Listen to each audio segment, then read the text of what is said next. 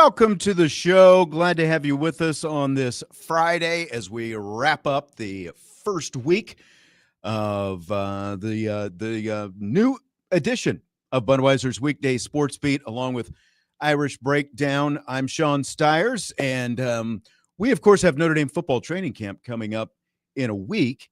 And so with that in mind, we're going to be talking a little Notre Dame football training camp today. We're going to do a little bit of a preview, and to do that, we're bringing in my new / old co-host of this show. He'll be here every Friday, Mr. Eric Hansen from Blue and Gold. How are you, Eric?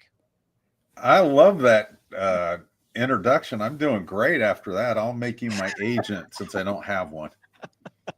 Maybe you need one. Maybe we all need agents right now. Well, like I said, you and I used to do this. It's been maybe 5+ years, I guess, since we were doing this together. It was right around the time of the pandemic, I think. Yeah. when things went sideways was around the last time. And then right. Weekday Sportsbeat took a lot of different directions out of that or after that. And here we are right now. So Eric Hansen is with us. Good to see you as always as we get ready. How many camps is this going to be for you as we get ready for this training camp starting for Notre Dame next Thursday? Yeah, I tried to do the math. I came up with 28 for sure. And then there were bits and pieces because before I got into the Notre Dame coverage, I was the Big Ten beat writer, but there were times I'd slide over and do some Notre Dame stuff. And I know 1991 spring was one spring where I had to do a lot of training camp stuff. So you at least go back to some extent to the Lou Holtz days then. Oh yeah. I rode on the golf cart with him after practice. The strategy was he would drive it from the end of practice back to his office at the Joyce Center. And it was so bumpy. And then also the wind would be whistling. So your tape recorder didn't pick up anything. So I'd do my throwaway questions while we were in the cart. And then when we stopped, then I'd ask the real questions because I couldn't hear the answers. All right. So Eric, at least 28 camps, pushing 30. I think mine is 25-ish in that area.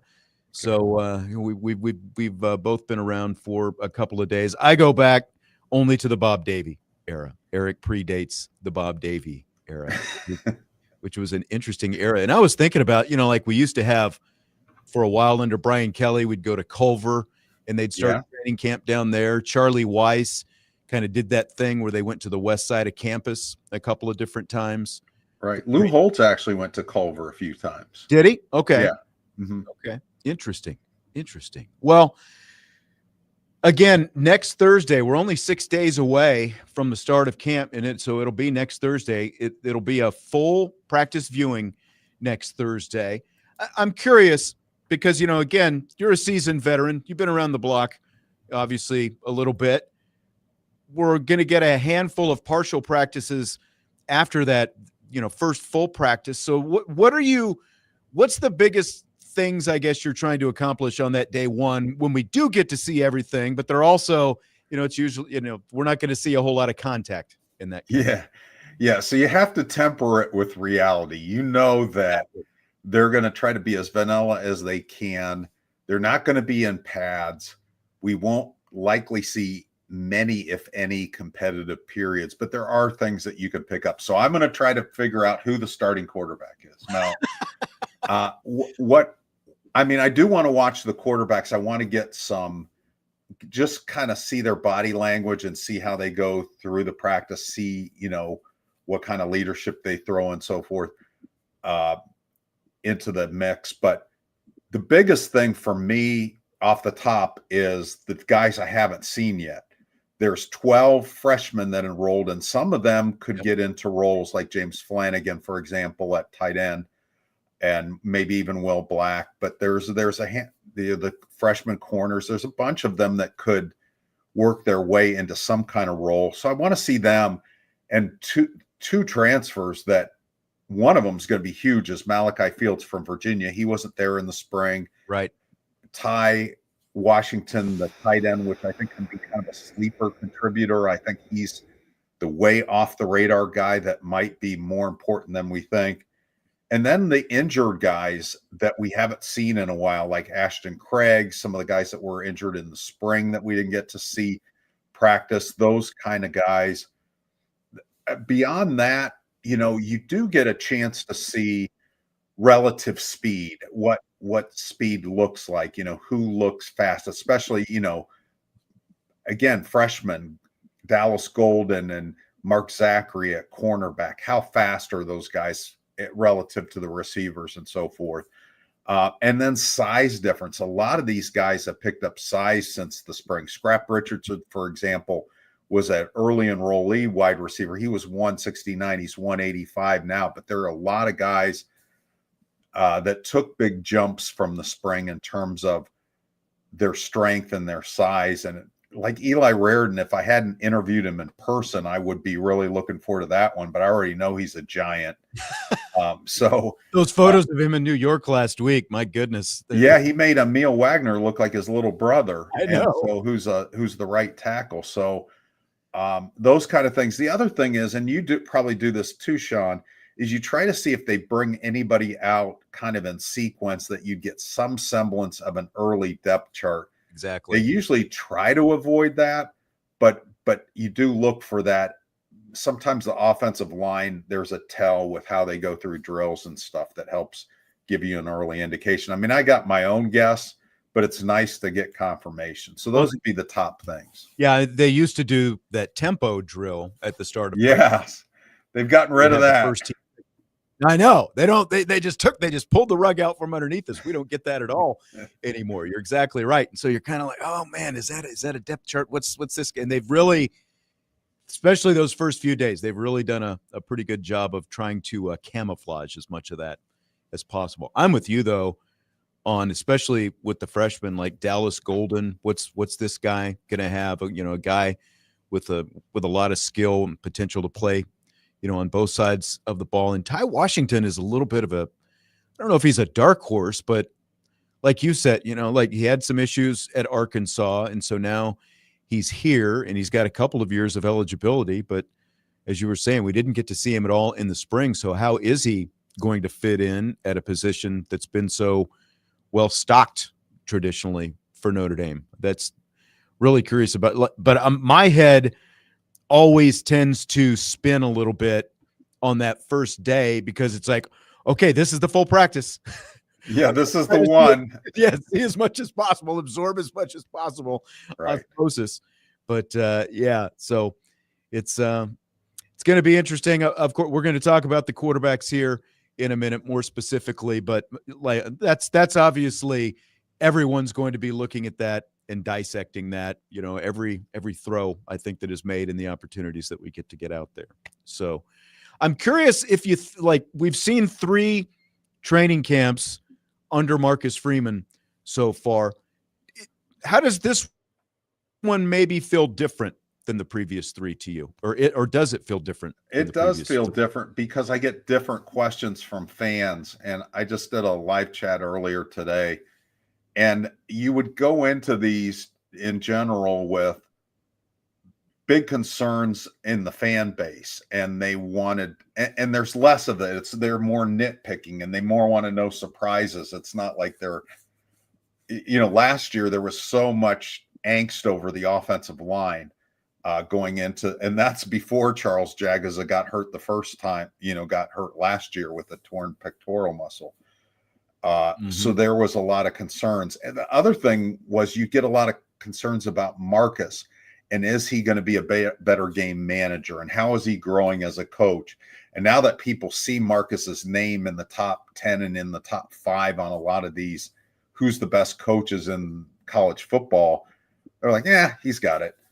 So there's the expectations thus are higher. I mean, I think most people look at this team and say, the floor is a college football playoff berth. That's what their expectations are. So lots of different vibe to it. That's right. Vibe is exactly the word that was just popping into my head. The vibe seems so much different. I'm sure a lot of that has to do with the fact that they obviously did just make a great run to the national championship game last year. You do have a quarterback battle, but other than that, it just feels like the foundation is just feels so different, like it very structurally sound. Not that it felt that it wasn't before, but it just feels like there are fewer big picture questions for Marcus right now. Does it feel like there's anything like that he needs to, not obviously the quarterback has to be answered. Right. And there's, some other position battles and things but like for Marcus Freeman himself, is there really anything that, that we need answered about him during this camp? I don't think so. The reason why I say that is it's not because Marcus has reached a level where he has all the answers. It's through 3 years, we've felt confident that what he doesn't know and how the game is evolving, he's constantly challenging himself to learn. And so he's always going to be learning. He's always going to be in that cycle. And so you have confidence that he's going to do that. I think before the fans would want to micromanage Marcus through that process. True. It is going to be interesting, Sean. I mean, a difference in this one also is from a pragmatic standpoint is this feels like the first real quarterback competition he's presided over. There have been other competitions. I don't know how real those were. Maybe the Buckner Pine thing was a little bit real, but I mean, in general, it's been kind of like, okay, we'll go along with this. Exactly. We were told we had to wait, so we waited. And that's what I was trying to think of that. And that's a great segue. You just took us right into the next topic, the quarterbacks. The last real quarterback competition before this, was it Book Wimbush, Kaiser Zaire? Like which one do you think was the truer of the two, maybe? I would have said Kaiser Zaire, but the fact that Book overtook Wimbush in 2018, maybe there was more to it in that camp, that Chip Long was calculating this at that point, that I don't know if this is going to work, even though Brandon has got a really good record as a starter. I think he was thinking, I don't know that Brian Kelly was, but Chip Long was planning that takeover, I think, where he was going to go to Brian Kelly and say, okay, on my reputation, I'm staking trying to do this. But then takeover. It didn't take long either. I can't remember the specific comment, but Kelly made the comment early on, like we were going to see Book at some point, didn't he? Right. And we did. We saw him in a situational role. He was kind of the red zone guy, which was interesting with a running quarterback being pulled out. Yeah. Book ended up being a pretty prolific runner himself, but it was interesting that was the niche role. But yeah, I think Brian Kelly, he was planning. I think, how your kids kind of manipulate you to get, the car keys or something, and they start working on, hey, Dad, have you been losing weight, kind of stuff. So I think Chip was working on Brian in the preseason. I think you're right. So when you look at this one, and we've already got people in the chat, and I don't know what it's been like for you over in blue and gold land, but you've got Carr, you've got Minchey. How much do you think we're realistically going to be able to glean from this competition in the limited, what we're going to be able to see? We are going to see a full practice. And again, we'll get a handful of the 4 to 5 period practices, but how much do you think that's actually going to be? I think Mike Denbrock is pretty smart and isn't going to let us see very much. I think you're right. The offensive coordinator. I mean, we'll be able to see those guys do throws. I don't think they're going to be crazy secretive about it, but I mean, we'll be able to form our impressions, but I don't think they're going to be vastly different than what we saw in the spring. And I will give Kenny Minchey a lot of credit because from the end of the season until the spring, he made a lot of progress, but I still, to the point where Steve Angeli leaving was also a Kenny Minchey thing, not just a CJ Carr thing. It was both of them. I mean, It felt like both of them had a chance to be ahead of Steve Angeli. Mm-hmm. But I think what happens is going to be behind closed doors. Again, we're not going to see competitive periods. We're not seeing receivers catch passes in pads. So my sense is it's more window dressing than it is substance. But Right. you always try to glean something. I try to glean things from stretching. I'm not sure if I'm successful at that, but I try. Well, and it was in the spring. We had that practice. I think it was the full practice that we got to see. And they came out and they kind of told us, look, don't chart every completion and incompletion and that kind of stuff. And that's, Joe here in our YouTube chat is saying drills. That's it in terms of what we're going to get to see. And predominantly that's going to be it. I have, maybe that will be in the partials. The partials that we see, we'll have a handful of partials after this practice on Thursday. And it's stretching and individual drills. So you don't see competitive periods tomorrow. I mean, maybe they do some stuff with receivers and defensive backs, a drill where they're 7-on-7 maybe or something. Yeah. Like that. Yeah. But beyond that, drills, that's it. Right. Joe is on top of it. Joe is in the house. And that's how every completion and incompletion gets out, ends up being dissected, based on that's what we've got. And that's what everybody wants to hear about. So, like people end up telling them something. So it's going to be really interesting to see how this whole thing plays out and really how long it plays out. I think that's what I want to know. Like, because as you said, the last few years, even going back to Jack Cohn and even the Buckner Pine, very anticlimactic. Like they all took about a week, maybe a little bit more than a week before they officially announced who the starting quarterback is. It feels like this should take longer, but like the timing, like what Marcus Freeman decides in terms of when he needs to make it public. I guess that's kind of what I'm wondering. What about you? I think that, when you look at the schedule, and we're not at liberty to reveal the whole practice schedule, Notre Dame has asked us not to, but right. We talked to Marcus after the first practice and then not again until August 17th. That seems really deep into practice to do that. And these are subject to change. They could certainly make him available after a practice for 10 minutes or whatever to talk about the quarterbacks. My sense is it's not going to go all the way to that August 17th press conference, that we'll know a little bit before then. Maybe not by August 10th, but somewhere the sweet spot is between the 10th and the 17th. We would know. And they'll probably have a big social media, thing, because Notre Dame is really good at that. I'm sure they will. Video. Didn't Jack Cohn, if I remember right, like, didn't he find out like literally right before he sat down when they named him the starter? It seemed like there was something on social media by the time he sat down. I think you are correct.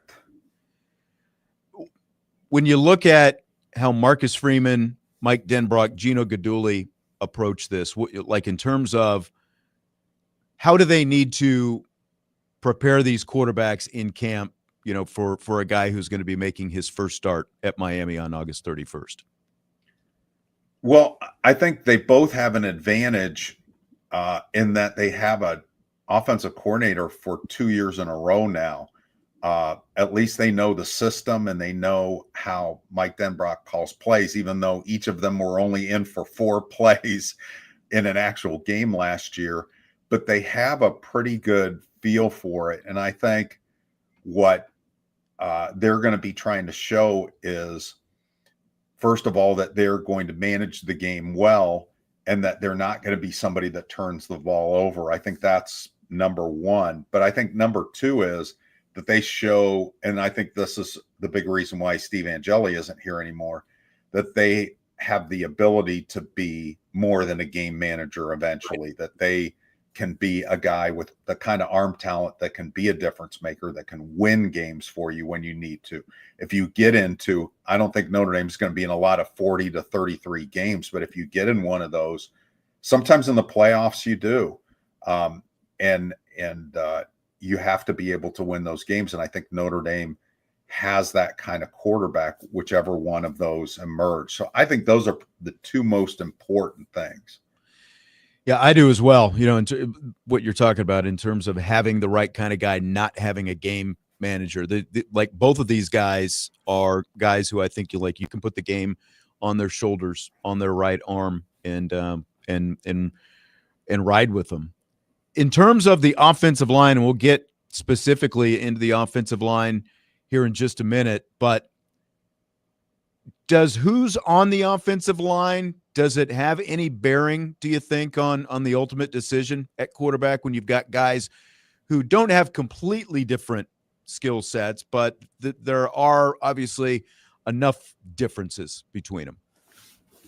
I don't think so. I mean, I see where you're getting at, Sean, and I'm curious what you think when I get done rambling here. But I think last year it was a bigger deal because they were all inexperienced. But Riley Leonard, when you look at it, ran out of a lot of sacks. Had that been a different quarterback, let's say Jack Cohn, the sack total would have been pretty high on last year's team, I think. And Riley Leonard was able to run out of those. I don't think Kenny Minchey and CJ are all that different that way. Kenny Minchey certainly is the more gifted runner, and I think he's the guy that can make more plays outside of your playbook, that his ad libs are really difficult for a defense to plan for.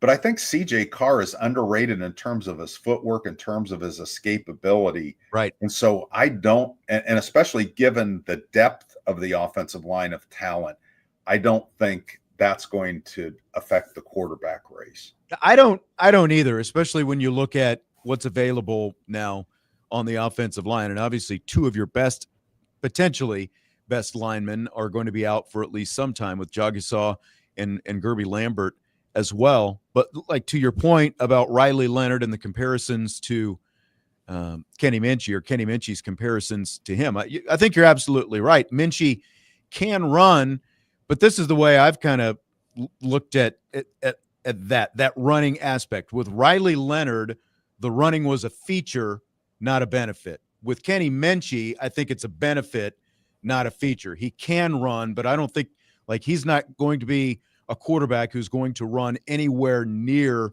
to the bulk of a guy like Riley Leonard. He can run, and as you said, he can do some dazzling things with his legs, but I don't think that that's going to be a full feature for Kenny Minchey. So I still think it's more about protecting the pocket. You're going to have a more, regardless of which one it is, you're going to have a more true guy in the pocket. And I agree with what you're saying about CJ Carr as well, that his running is underrated. It's not like he's a statue by any means. Right. And the other guy that I would say is interesting that's not in this at all is Blake Hebert. I mean, in terms of being the closest to the Riley Leonard running skill set, he's the guy. He is a really gifted runner, and he's got the Riley Leonard size, and he sees that comparison. So it'll be interesting down the road what he turns into, but he's not a factor in this quarterback. They can't even convince us imaginary to throw him in there as a third thing. And Tyler Buckner as well. That's not a factor. Jeff popped into the YouTube chat, and he's buttering Eric up right away. Sean and Eric, he likes the combo. Two really smart guys. I don't know. At least maybe one of us qualify for that. So we will take a timeout. We're going to continue with our Notre Dame football training camp preview with Eric Hansen. Camp starts next Thursday. We've got more. We'll take a look at the offensive line and some of the other questions that Marcus Freeman and his coaching staff has as they open up training camp 2025 next week. We'll continue with that on Budweiser's Weekday Sportsbeat.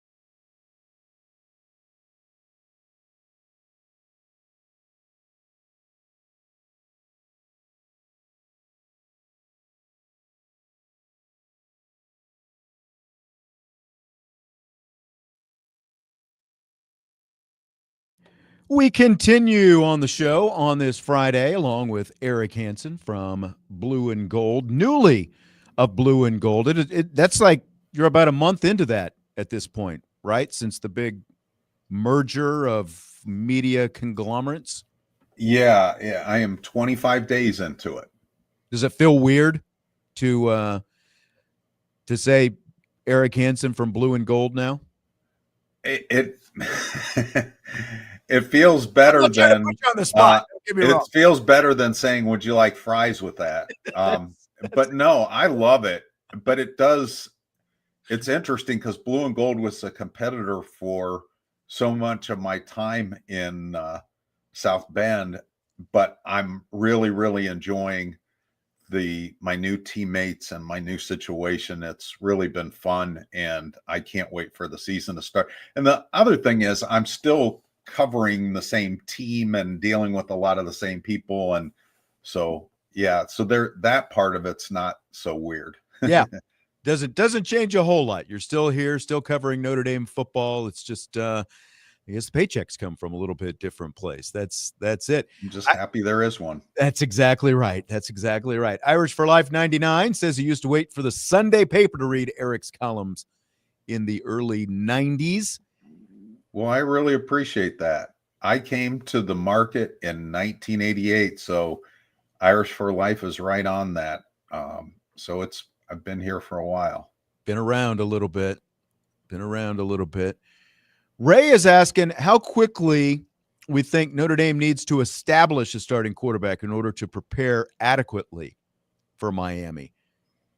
I don't think that's as much of a concern for Marcus and Mike Denbrock and Gino Guidugli as it is getting the decision right, and that everybody on the roster knows it's the right decision. I mean, you see the guys in practice and they kind of separate themselves.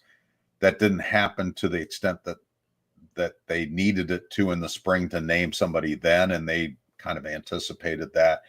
But both of them are still got to be ready for Miami. What if there's an injury? You want that number 2 guy ready to go. The other thing, Sean, I'm curious what you think about this is Marcus kind of pushed it off because I don't think he wanted it to be in the conversation in the spring, but I'm not convinced that they won't at least think about the number 2 guy having a niche role. It probably won't happen, but I think it's something that they might have on the table at least for a day or two. And it was kind of funny, sort of the way, like remembering the look on his face. I think, did you ask that question? Yes, I did.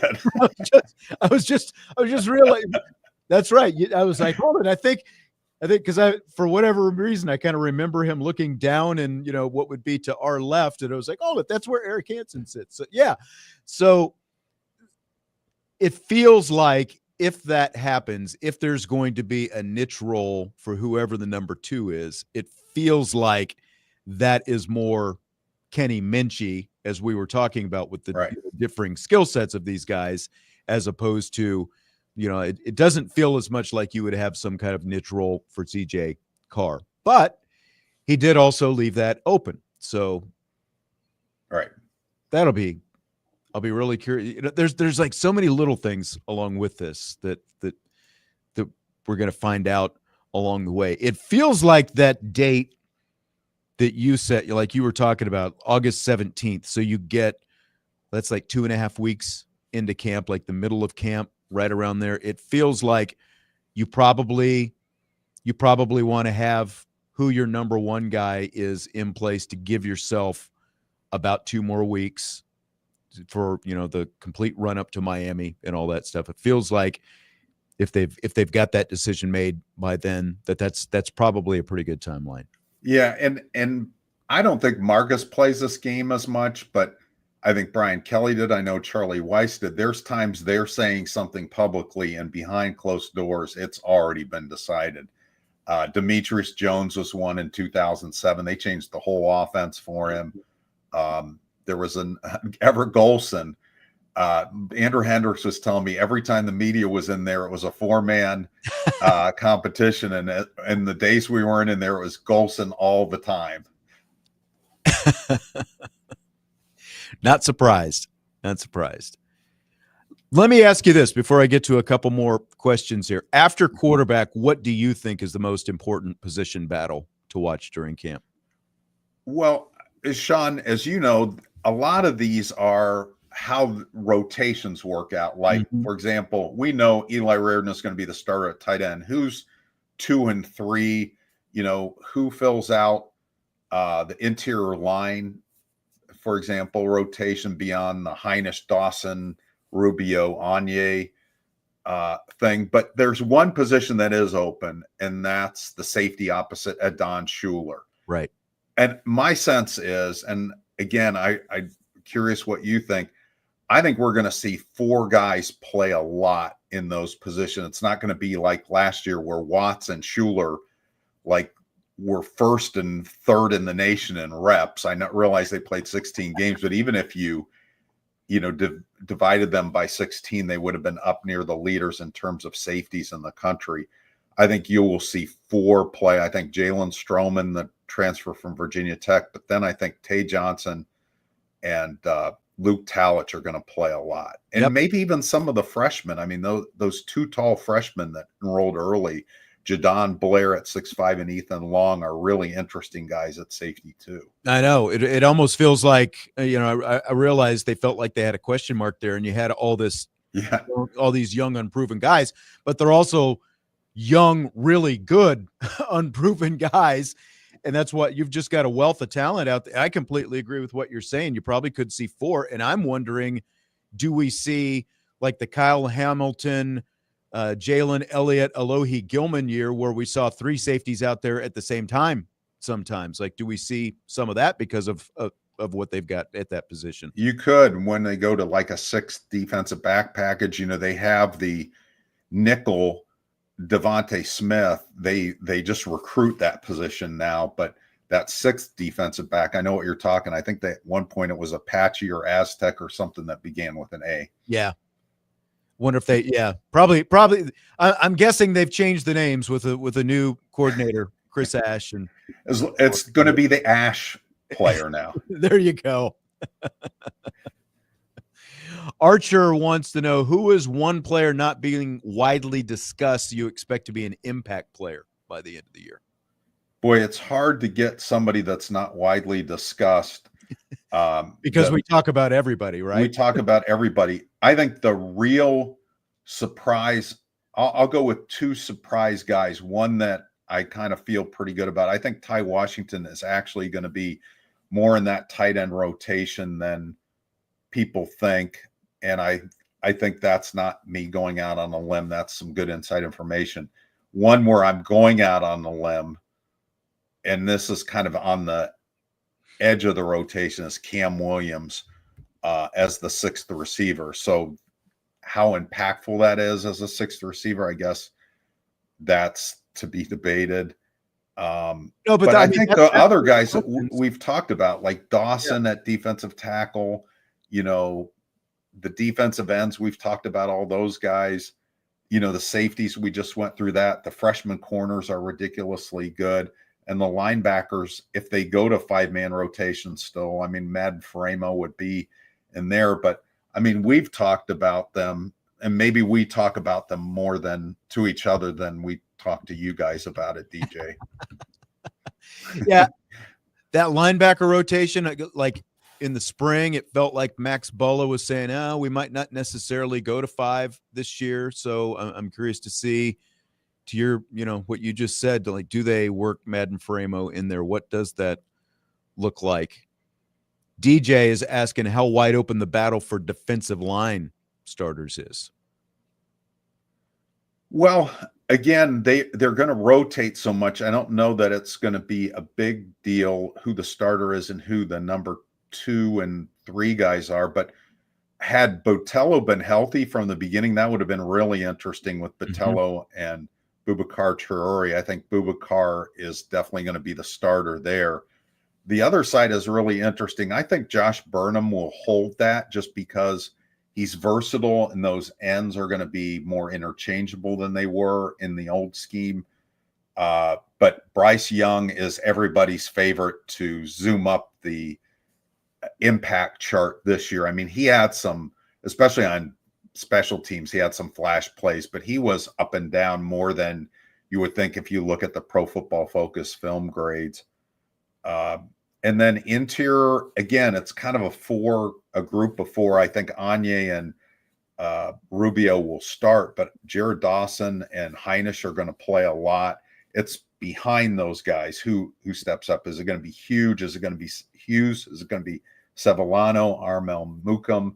And those guys play a lot. I mean, they go that deep. So I hope I answered that. Sean, did I just filibuster and hand it off to you? No, I don't think you filibustered at all. I think that it's pretty much, there's a lot of depth there, and I think and they like the fact that there's a lot of depth there on that. Yeah, they use it. It's not break glass in case of emergency. It's we're going to use this. Yeah, sometimes coaches will call it depth, but it's basically, we really are not sure what we've got, and so there's depth. But they've proven over these last few years that they've got a lot of guys who can play, and with each progressing year under Al Washington and Marcus Freeman, I think that depth has continued to grow in quality. Like if Marco,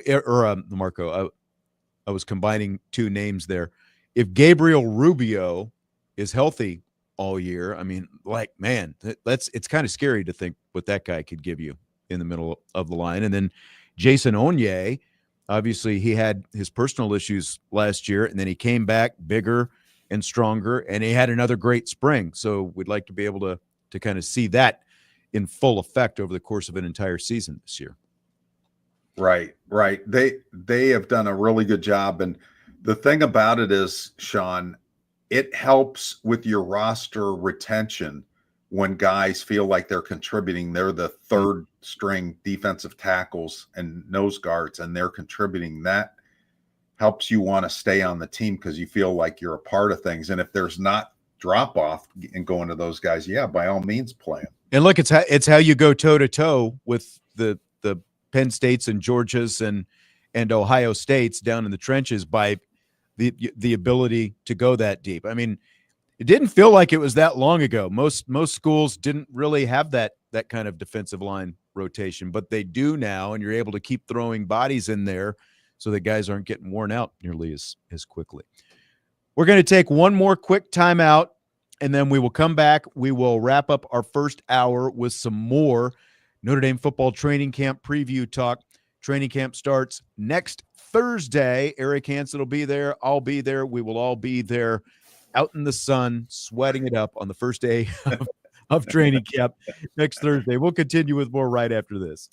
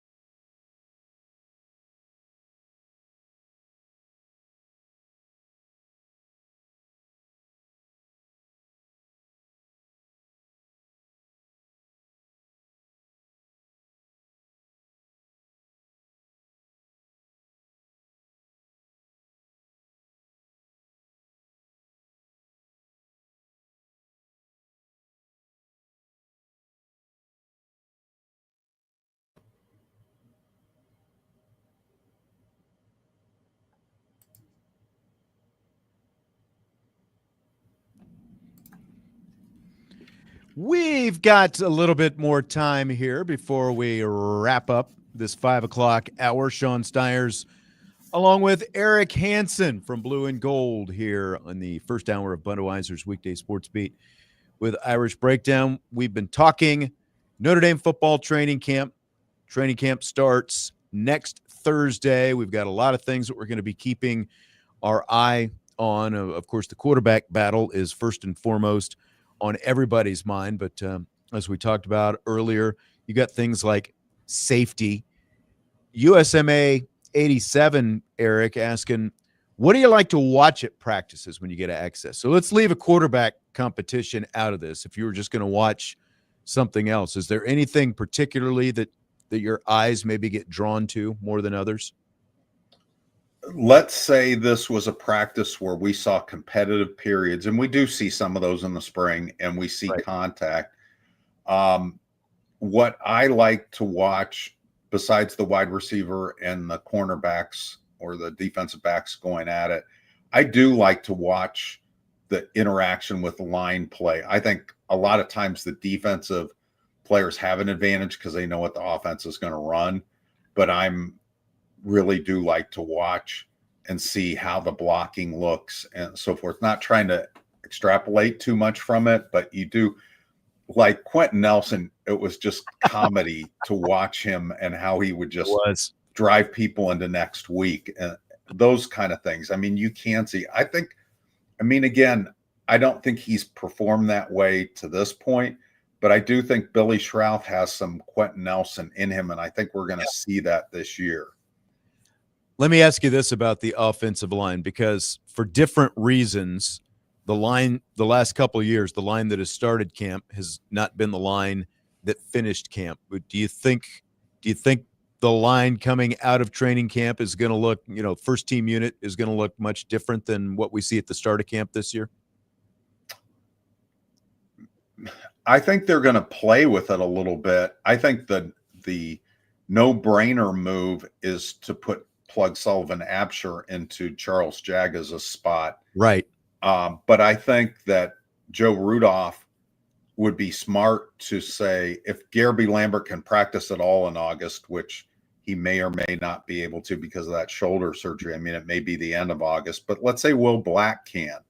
I think it's worth looking at Will Black at left tackle and Anthony Knapp inside just to see if that's a better combination, because Will Black, from what I've heard, is every bit the five-star athlete. Now, is he a five-star finished product left tackle? No.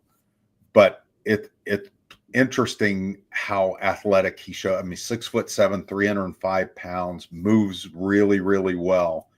But Anthony Knapp has learned so much through 15 starts. But I think that's worth looking at. And again, sometimes guys surprise you. Trying to think if there's anybody that I really think is capable of surprise, but gosh, I didn't have Sam Pendleton and Anthony Knapp last year as guys that could overtake two veterans. So the good thing is Joe Rudolph's going to look at this with an open mind, but I sure don't expect it. How about you, Sean? No, I'm the same. I think, to me, and I completely agree with what you're saying about Absher at the right guard position, with as long as Jagasaw is out. To me, it feels like the biggest question is, how quickly does Garby Lambert get back, and can he put himself in the mix at one of these positions, whether it's right guard, left tackle, whatever it happens to be. That feels like, if there were going to be some changes, it feels like that's what it's going to be. But again, the emergence of Pendleton in a very short amount of time last year came out of nowhere. I think one of the things that some people missed when Joe Rudolph talked last spring was Garby Lambert did dabble at guard a little bit last spring before he injured the shoulder and had to have the surgery. And when like Tosh Baker did it, it was like, that's not happening. But Garby Lambert didn't get a bad review from that guard play. He was still, if you're trying to put your best five out there, he's in the conversation at a couple of positions, inside and outside. So again, he's the guy, if everybody gets off the bus, you say that's the best lineman on the team. That's not the case, but someday you might say that. He certainly looks the part, and has that kind of ceiling. It's just, when is he going to get there? Real quick, DJ wants to know, Eric, at press conference, you're the go-to guy for the injury questions, both under Brian Kelly and Marcus Freeman. How did that come about? DJ wants to know. Sean, you might be able to answer that, but what I'll say is especially under, it's a little bit different format under Marcus, but I think fans want to know those questions. And if your turn passes and then nobody asks it, I think that's less likely to happen with the group we have now. But I think in the Brian Kelly era, there were times where people would get the mic that were more there to be just kind of hanging out than asking journalistic questions. And you could miss that. So I felt like I needed to get that in. And I could remember, because the coaches don't want to volunteer stuff. That they're like, well, like, who are you thinking about? And then I'm ready with who I want to know about. Yeah, that's true. Now, Marcus Freeman. If you just say, hey, how's the health of your team? Marcus will say, pretty good. Yep. Exactly. All right, we're going to wrap up the first hour with Eric Hansen. He's now at Blue and Gold. Are you still doing, I think I saw somebody say you're still doing the live chats during the week at your third different outlet here? I am. I started doing those in the Weiss era, and I'm still doing them. I did one today, and the transcript's up now at blueandgold.com. But yes, I am still doing those. We're going to settle into a Wednesday rhythm. I won't be able to do one next week, but we'll start doing Wednesday chats down the road and doing them weekly for the rest of the season. So those are a lot of fun. I enjoy those. Sounds great. Enjoyed doing this with you, Eric. First time in a long time. I'll see you out there at training camp next week. And in the meantime, of course, as he said, you can find all of Eric Hansen's stuff at blueandgold.com. Thanks, Eric. I'll see you later. Thank you. All right. Absolutely. That is the one and only Eric Hansen. We'll take a timeout. When we come back, we've got rapid fire coming up in the second hour on Budweiser's Weekday Sports Beat with IrishBreakdown.com.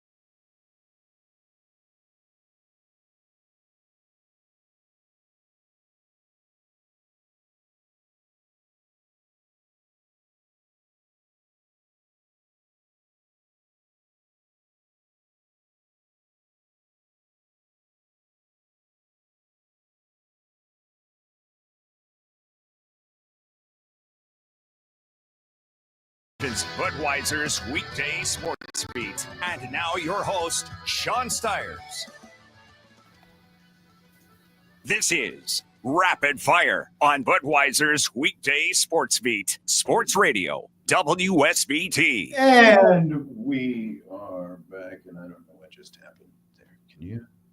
That's pretty normal for you, isn't it? Man, we got a I know what it is. It's Hi. Man, are you getting that echo? That's not good. One Sean's enough. Yeah, that's Bobby Hensley, and I'm Sean Stiers. Jesse Stiers is here as well. Hang on just a second. It's better now. So we've got a major issue, and let's see if we can try to solve it here real quickly. I don't know how we're going to do this. It sounds good now. Well, it's because I turned your microphone down. As soon as I turned it back, try again. Hi, how you doing? There, it went away, didn't it? Yeah. All right. Well, I know what it is. I'm so proud of you. This right here. So, well, this is going to be very interesting. Jesse, how are you over there? I'm doing good. It's doing better than the issues that you guys are experiencing. But I'm ready to take this week home in some rapid fire. Bobby, why don't you come over here with me? Shut that down. Okay. And bring your chair, and we're going to have to try to do a little share. It's actually, I don't think it's, Jesse, I think it's something at your end.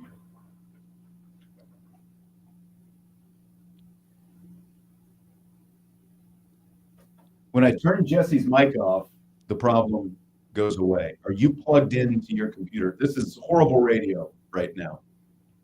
I think that the technical issue that we've got is it came up when I turned Jesse's microphone on is when the issue comes up.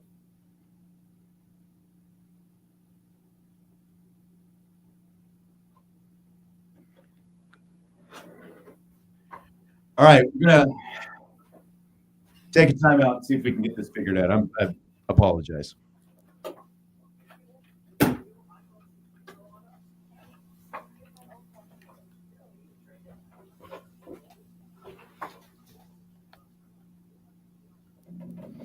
Okay. So we're talking live in the stream right now. Can you still hear all that echoing? Jesse? Can't hear you. Yeah, you can. You're echoing. Bobby, hit mute on yours real quick. Mute. I think it gets rid of it. Now you talk again, Dad. Okay. Yeah, it's perfectly fine once he mutes his mic. Okay. So Bobby, just mute yourself when you're not talking. Okay. Yeah. Like right now. It's going to be fun to try to do this. Am I the first studio guest? All right, we're coming back.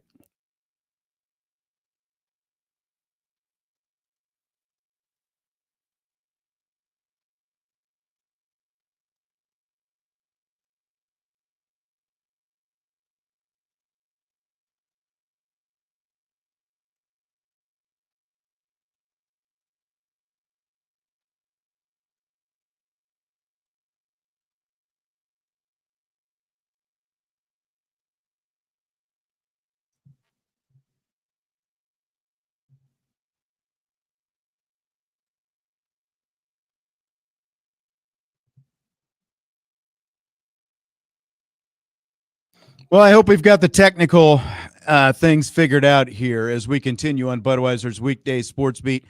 It is rapid fire time, and I am joined by the three-man crew of Bobby Hensley and Jesse Stiers, and of course, I am Sean Stiers. I'm not going to ask you how everybody is doing because I feel like we might just blow this whole thing up again as we were in a sound chamber there for just a minute. So we've got a lot of things that we're going to get into as we always do with rapid fire, and we're going to start with a little Paul Finebaum, some interesting Paul Finebaum comments that he had on Marcus Freeman. He was on Get Up with Mike Greenberg this week, and Greenberg asked him about Notre Dame and the college football playoff. Game going to make it back to the playoff this year? Yes, and the reason is the head coach. Marcus Freeman is elite. He showed that last year, beating and out-coaching James Franklin in the crunch at the Orange Bowl. It was brilliant. It was a master class, and he nearly pulled it off against Ohio State.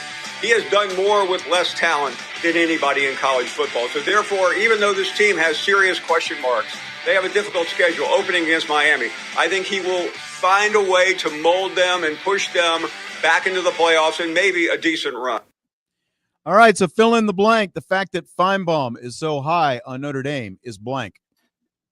Is making me uneasy at the end of the day, because all Paul Finebaum has done in his career is, talk a lot of smack about Notre Dame. And so when you start hearing him talk nicely about Notre Dame, you're like, oh, this is kind of uneasy.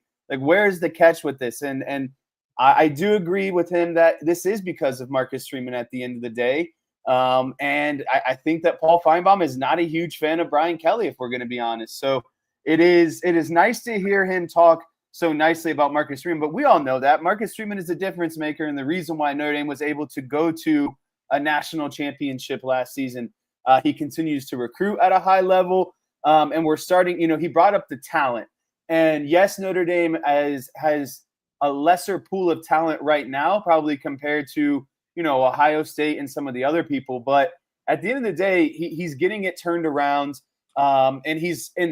And last season was kind of, a cart a bit ahead of the wagon type situation. I think Notre Dame is going to continue to stack this talent that Paul Finebaum is talking about. So I wouldn't be surprised if, Notre Dame continues to go on these long playoff runs. Well, I think a lot of Notre Dame, too, as we get to the more of the transfer portal era, it's going to be more and more about what their brand is and what they can offer players to come in.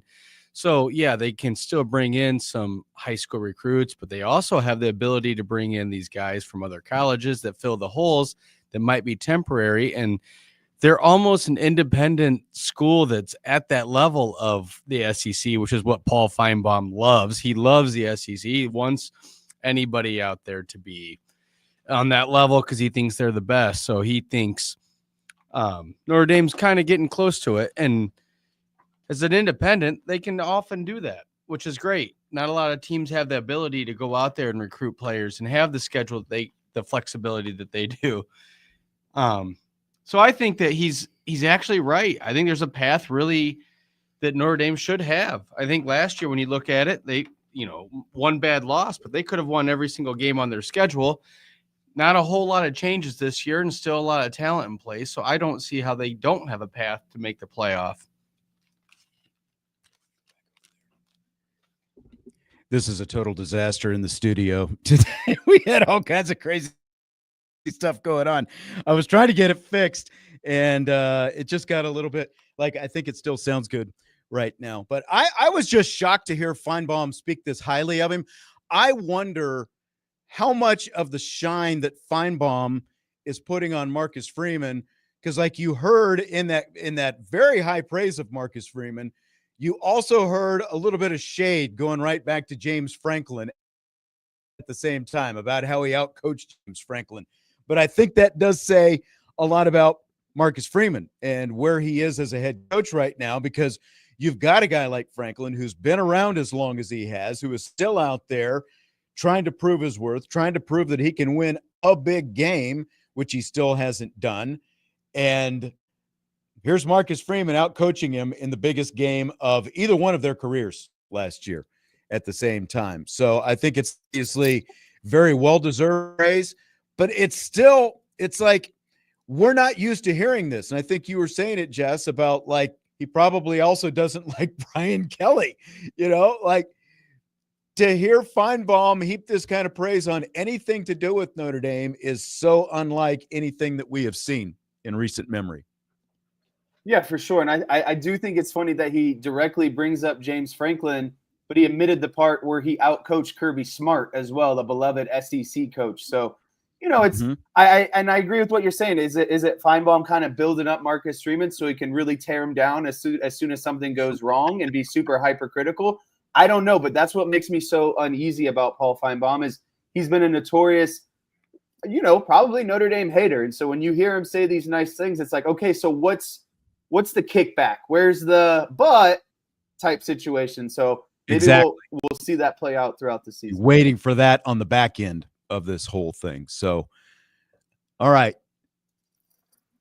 This is going to kind of be a little bit of a shade day, I think, on Rapid Fire is what this is going to turn out to be, because we continue today with yet another installment of They're Saying Things at Big Ten Media Days. And this time it's USC head coach Lincoln Riley, and he's talking about the future of the Notre Dame USC rivalry. About the importance, the significance of the USC-Notre Dame rivalry, and does it matter when that game is played during the schedule? Does it matter when it's played? I don't think so. I mean, I think that's something that we'll always look at. I think depending on what happens here from a playoff perspective, and do we expand? What model do we go to? That's certainly going to have an impact, not only in the rivalry, but what time of year potentially that you would play it. I've been asked a bunch about it. Listen, I told somebody the other day, when Bob Stoops first called me and offered me the OC job at Oklahoma, and I'd been sitting on pins and needles for like 4 days, and I was convinced I wasn't getting it. I was at gate 12 of Love Field, and he called me and told me that he'd offered me the job. I took it immediately, and like my very first thought, like literally before calling my dad, calling my wife, anybody, was I get to coach in OU, Texas. First thing, right? When I decided the night at my house, right, to take the USC job, my first thought was I get to coach in USC Notre Dame. It's the first thought, because before coach, player, any of that, as a fan. And so the rivalry, all these rivalries mean a great deal to me. They mean a great deal to anybody that cares about college football. Yes, I mean, that's, do I want to play the game? Hell yeah, I want to play the game. Absolutely. It's one of the reasons I came here. All right. But also, my allegiance and my loyalty is not to Notre Dame, and it's not to anybody else. I'm the head football coach at USC, and I'm going to back USC, and I'm going to do everything possible that I can in my power to make USC as good as it can, and not going to let anything stand in between that. So I'm very hopeful we can get to a point where it makes sense. It's one of those situations right now where the two schools are in radically different situations. I think we can all agree with that, with the one having a conference affiliation and one not. And I think I think there's a million reasons why that we should very seriously, as a college football community, that we should adopt the automatic qualifying in terms of the college football playoff. And this might be the most important one, right? Is that we give every reason for college football to preserve non-conference games that mean a lot to the history of the game and to the fan bases and the former players and everybody that's been associated with it. So I'm very hopeful that we can get there, and I'm very hopeful that we play this game forever. Oh, he did go on. He did go on. I could not wait for that to end. Yes, I know. Lincoln Riley. Man, there's a lot there, Jesse. I'm going to need a translator on that. Yeah, I think this is really easy. Lincoln Riley cares about the Notre Dame rivalry if it doesn't impact his overall record at the end of the season and hurt his chances to make a college football playoff. But if you expand to a 16-team format, you have the ability to lose more games or lose an out-of-conference game. So Lincoln Riley, point blank, does not care about this rivalry unless it benefits him at the end of the day. And right now it's not benefiting him because it's another loss on their schedule, and it's another reason why they're not getting into the college football playoff. So as soon as they expand, he'll be all about playing Notre Dame in a tough out-of-conference schedule. But right now, all of these conferences, and not all of these conferences, the SEC and the Big Ten, particularly the Big Ten, all they want to do is whine about the non-conference schedule and beg for an expanded playoff format because they're going to play easy teams. That's right. And they want their bids into the dance. And so playing Notre Dame is not an easy task and is a roadblock for USC right now. That's exactly it. We talked about this yesterday. We need to dispel the myth that the Big Ten schedule is difficult just because they are playing 9 games. They have stacked these schedules for the teams that they think are going to be, competitive on the national stage. They have stacked them in their favor They've only each of the contending teams, whether it's Oregon, Penn State, Ohio State, Michigan, you can probably I don't know if you want to include it, Indiana. They basically got 2 difficult games, and it's no more difficult than anything Notre Dame is playing.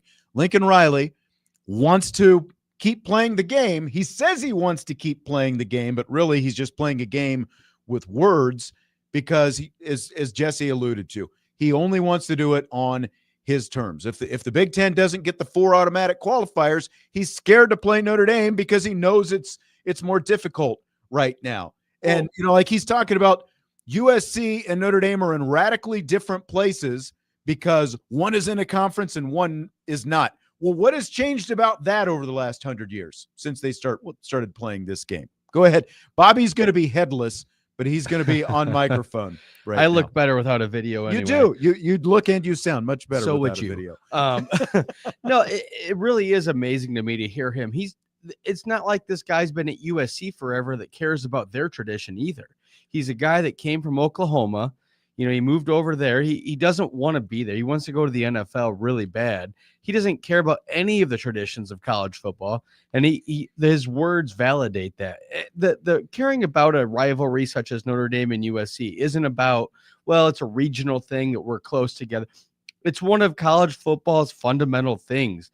Taking the train out to California, Notre Dame did, to go play them back in the day.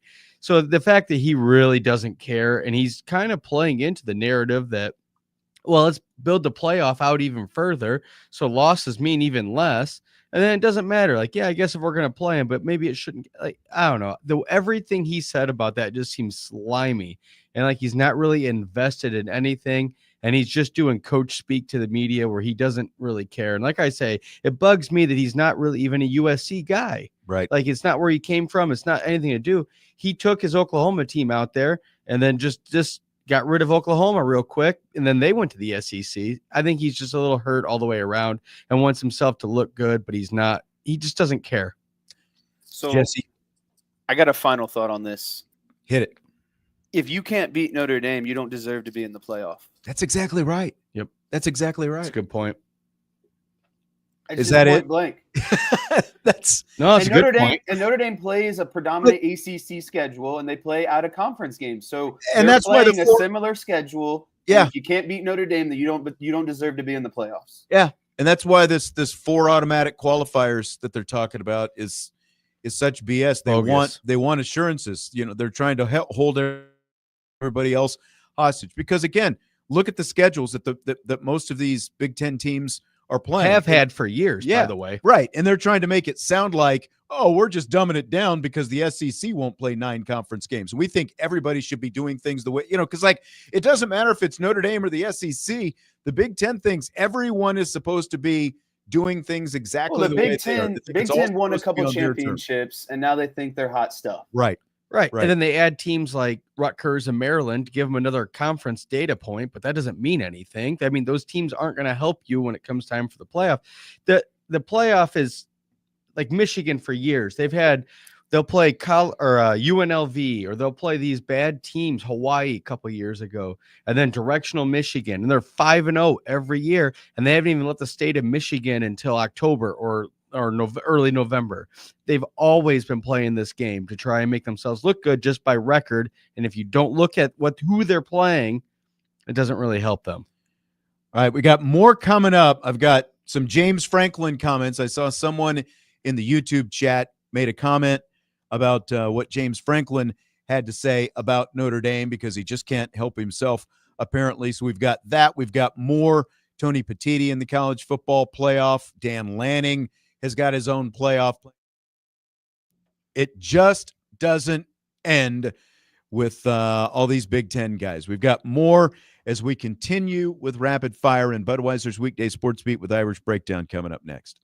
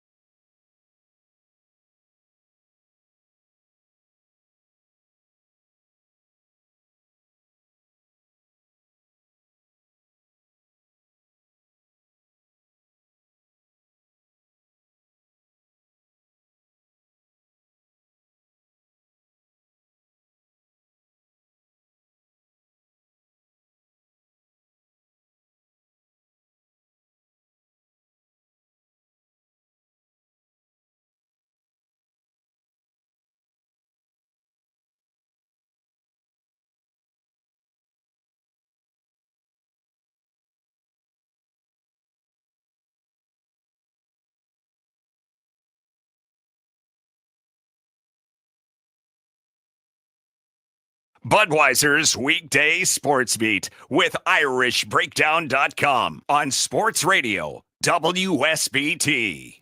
Well, we just got some good news. We've got a rain delay with the South Bend Cubs. So we're going to have a little bit longer rapid fire for you tonight as we continue. Sean Stiers, Jesse Stiers. Bobby Hensley is off camera. Bobby actually came into the studio tonight. We've got a computer set up for him in another spot, and then we had all this reverb feedback and everything else. I did nothing wrong. Want that on the record that I did nothing wrong. I didn't cause the rain delay. I didn't cause the tech issues. There's rumors. Yeah, there always are. There's rumors.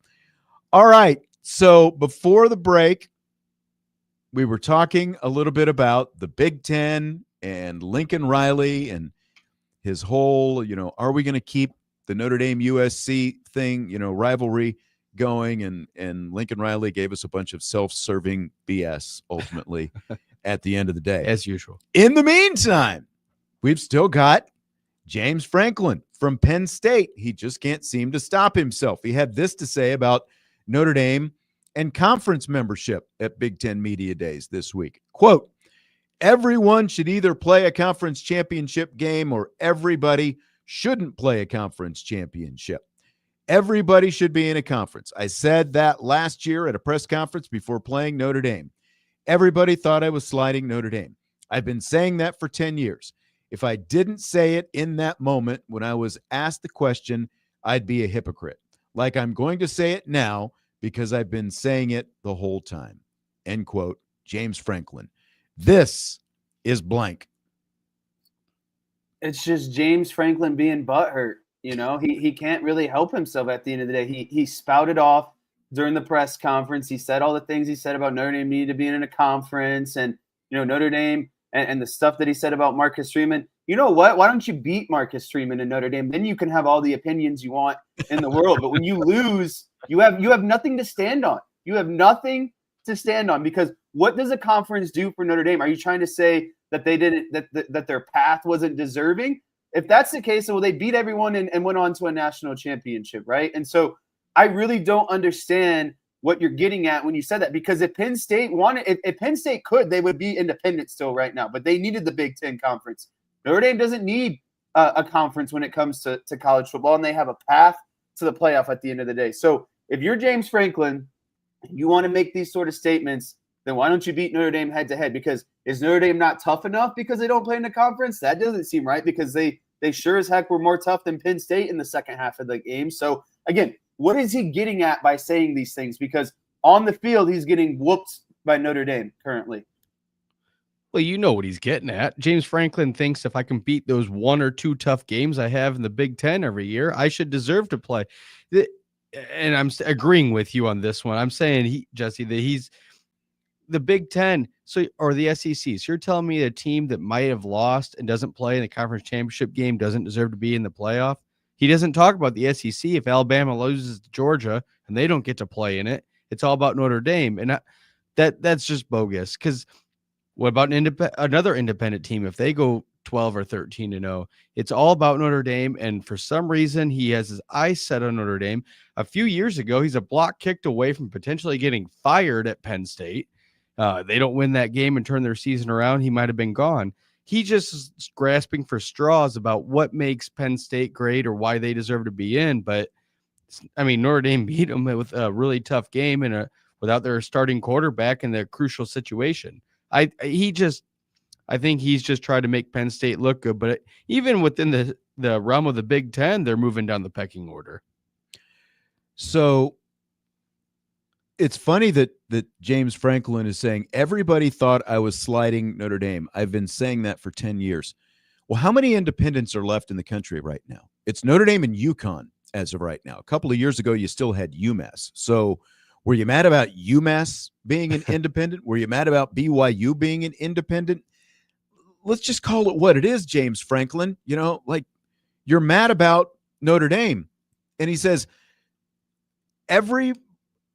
either you should play a conference championship game or everybody shouldn't play a conference championship game. Well, guess what? The team that won the national championship last year didn't play in a conference championship Exactly. game. They were the third place team Right. in your conference. Indiana got into the playoff.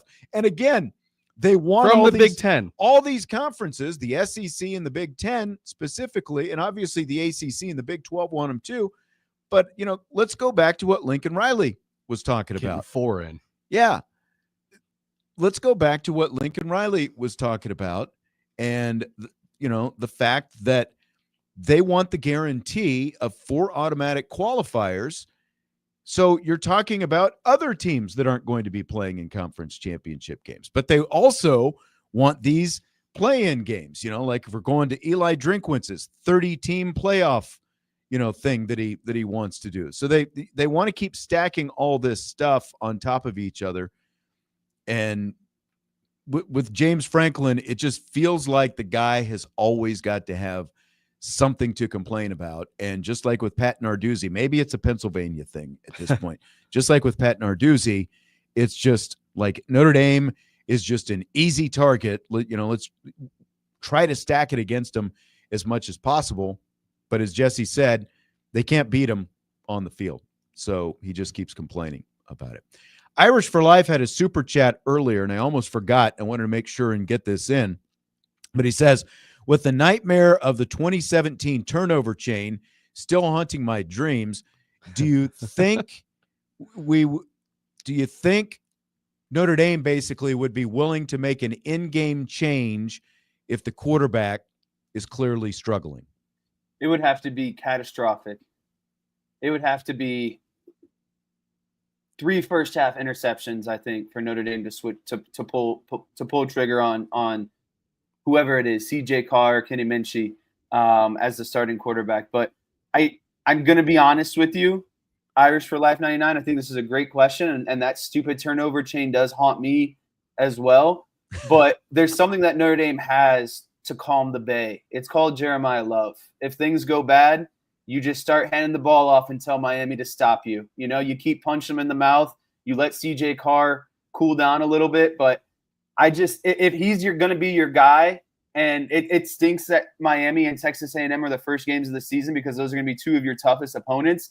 But he's got to settle in somehow. I'd rather him make these mistakes early on than in a college football playoff run or towards the end of the season, right? So, excuse me, he has to take his lumps at some point. But again, it would have to be catastrophic, like a couple pick sixes in the first half for him to get pulled, in my opinion. I mean, but I understand what you're saying, but he's saying, would they be willing? And like you're saying, there's a path that they could pull them. Obviously, I think if somebody, whichever one they pick, if you're losing, I think it would almost have to be 2 pick sixes and you're only down 14 or something like that, because if you're getting absolutely routed, maybe you leave him in to take his lumps. And if it's a close game, you don't want to pull him because he's getting close enough. Why not? I think that it's possible, but it would have to be a schematic thing. And I think that really comes down to how sold they are on the number 1 versus number 2 spot on the depth chart going into the game. If the coaches are, let's say not 50-50, but 60-40, maybe they'd be leaning towards a change after halftime or something, or have packages for each quarterback, which I don't think is great. You need to pick your starter and you need to have them be able to play. But I think there's a way, if they're only 55-45 on who they want to start the game, I could see them changing it. But hopefully they're 100% in and that it won't happen. But I could see them making a decision at halftime depending on a lot of situations, but it would have to go pretty awful, I think, if number 2 will be number 2 the whole year. Glad that we got to say goodbye to Chris Cush on the YouTube chat there. He was a fun guy to have around while he was here. We won't miss him though. And don't forget, you can watch this show if you're listening on the radio or the WSBT app. You can also watch this show live on the Irish Breakdown YouTube channel or the Sports Radio WSBT YouTube channel, which are both new. Irish for Life. I just feel like we need to reel this in. We need to bring you back off the ledge, because like we always make fun of BK PTSD, Brian Kelly PTSD, and like literally you're going back 8 years into the Brian Kelly era now to come up with this kind of concern. And I think that's like, like I don't think there's any reason to be thinking this negatively right off the bat. I'm not telling you that, everything has to be roses and sunshine and everything else. I'm not telling you that. Your question is, would they be willing to make this kind of move? My answer is like what Jesse said. It would have to be so catastrophic, like in the first, like it would signify in the season opener that you weren't that sure about the quarterback going into the game if you were going to make a move of that kind in the first game of the season. And I don't think that that is the mindset that they're going to have. I think that they're going to feel very confident in the quarterback that they have. So, I mean, again, I agree with Jesse. It would have to be very catastrophic, but I don't see it getting to that point, A.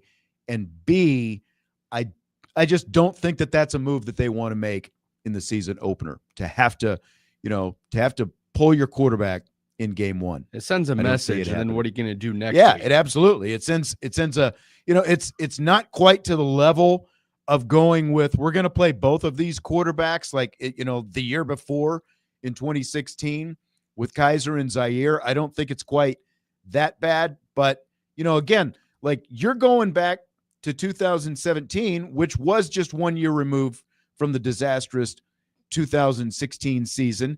And the mindset of the head coach and how that transferred to the quarterbacks is so completely different from what you have now. It's much more about instilling confidence in the quarterbacks and the kind of quarterbacks that they're recruiting that they have confidence in. Brian Kelly wanted to be the puppet master, like that was part of the deal as well. So I just think that like where the program is right now, both at the head coach level and at the quarterback, like the level of the quarterback that they have, the level of play and the confidence that they have in the quarterbacks is so different now than what it was then. So I don't think this is a situation that you're going to have to worry about. Is it a first-time starting quarterback? Yeah, but he's going to be prepared. The guy that they put on the field is going to be prepared. He's going to be ready. I don't think that that's an issue that you're going to have to worry about. Hopefully, the only reason they're changing the quarterback is because they're up by 35 points in the fourth quarter. Exactly. Ryan Leonard threw 2 interceptions against NIU. That was a bad game. They didn't pull plug on him. Right. And I think that's the other part of this. Notre Dame's defense isn't going to get shellacked by Miami to the point where they're down 3 scores. Yeah. Yep.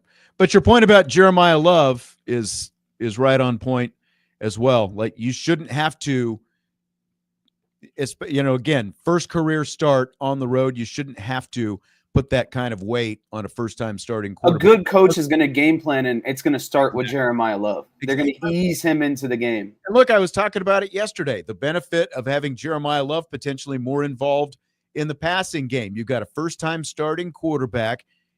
Get the ball out of his hand quickly. How do you do that? I'm not saying game manager. I'm not going there. But the fact that you have a guy like Jeremiah Love, if you can get him the ball within the, close to the line of scrimmage and let him do his thing, get the ball out quickly, help him out, get him in rhythm, that kind of stuff. I think that is something that they can lean on.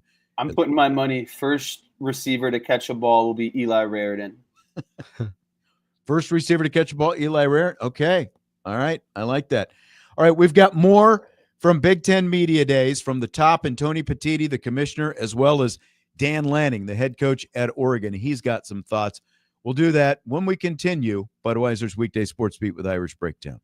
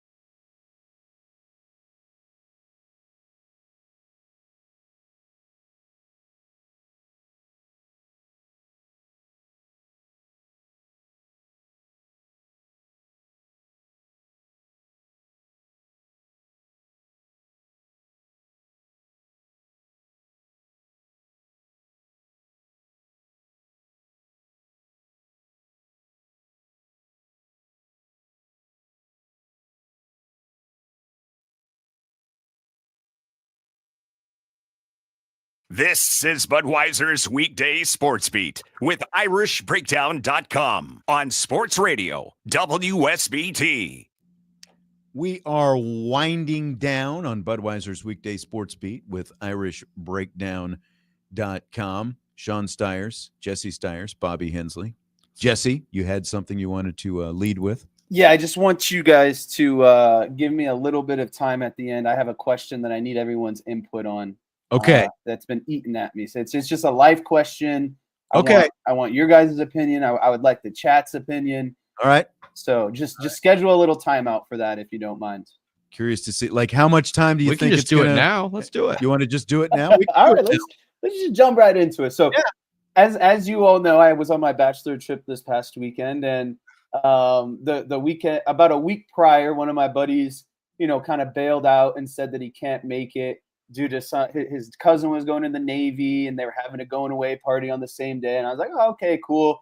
And then he started texting Matt, one of the best men in my wedding, the guy who helped organize the trip, about getting his money back. And he called me the day before. Oh. He called me the day before and he's like, yo, Matt's not texting me back. Like, how can I get my money back? I need that money back or whatever. And me and all my friends are in the conclusion that he just has to eat that. Like, because that's not on me at that point. Like, we've been planning this out for months. And you approached me a week before after everything's paid for. Because, like, what am I going to do? Go back and ask people for an extra, $40 to $50 each? Or are me, Matt, and Caleb just supposed to eat that money three ways? Like, I feel like this is – you listen to the Ryan Russillo podcast sometimes, don't you? I do. Do you listen to the end when he does life advice? I do. This is I needed this life advice. This is the life advice question. Maybe you should just email Ryan Russillo about this because he likes to dole out the info. How much money are we talking here? $350. That's a pretty good chunk. But it was for the Airbnb for the weekend. The 3 nights, it turned out to be $350, around $350 each. I guess my question is how much before this did the money get paid? He paid all of it. Right, but but how long in advance has he paid this? Oh, he paid this months in advance. Yeah, and he canceled a week out? Canceled a week before. I mean, it's kind of the same as a hotel. If you cancel that close, you lose your money, I think this is an eat it situation. But I'm like the least confrontational person in the world, and this is one of my friends in Cleveland, so I see this guy pretty often, and so I don't want this to ruin the friendship. I don't want there to be hostility. Is he in the wedding? He's not in the wedding, and he's got a conflict the weekend of the wedding too. So not only could he miss the bachelor trip, but now he's got something where he can't even make the invitation to the actual wedding. Yeah, that's his. I think his swan dong says this is a good response here. That's his wedding gift to you, is what that is. Yeah. So you can't ask for it back because you guys planned the whole house, a number of people. All of that was planned based on what he was committing to. Because what if they all backed out? I don't think you're a bad guy, but what if they all backed out last week? Then what? Are you going to just front it for all of them that backed out? Like, just because he's the only one doesn't make it okay. And also, maybe we wait until after to bring up, all right, I know you guys had to go through it, but maybe, and is there any chance I could get some of that back? But don't. And that's what I was saying is I told him because he called me the day before the trip, and I was like, listen, we got a lot of bills that we're going to have to figure out. Let us get everything settled, let the dust settle from the trip, and we'll kind of maybe figure something out. But he hasn't even given us that grace. He's already texted me again about it. Hey, did you talk to Matt about my money? And it's so he's been hitting you pretty hard. And twice you're not his priority. But we planned this trip starting back in February and March. We got the place booked in April, and he paid by May. Right. That's what I'm saying. If he paid 2 weeks ago and then forgot, and then there was something this week, it's still not okay, but I could at least understand his side. And I mean, cousin is the reason for missing the weekend. I don't know how close he is to his cousin, but it's a cousin. And missing the wedding. You don't invite your, most people anyway. I realize some people are closer to cousins than others, but it's do you invite your cousins even to weddings and stuff like that? I think he's got to eat this pretty hard. Someone said with mustard on it. Plus, you're the one that has it. I'd be curious to know if there's anyone who thinks that the guy shouldn't have to eat this money. So, yeah, like I say, you guys already got his money, so it's at your grace if you want to give it back to him or not. But he doesn't hold the cards you guys do. Yeah. All right. Yeah. All right. I'm glad. Was it a good party at least? Oh, unbelievable. All right. There we go. All right.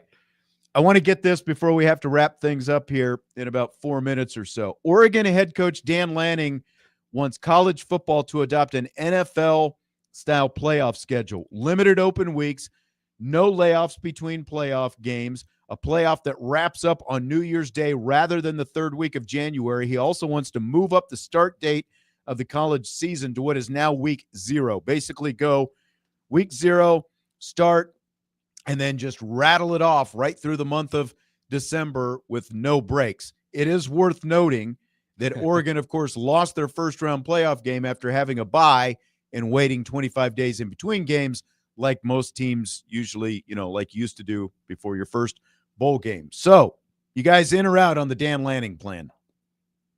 Oof. It's kind of almost like what they do for college basketball, because you go right from the season into the conference tournament into the big tournament.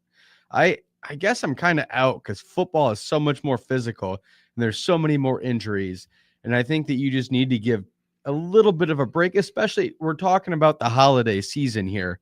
There's a lot of people that are doing stuff in December. We don't need to go straight through and run it out. Finals? Yeah. Well, finals? Who has finals?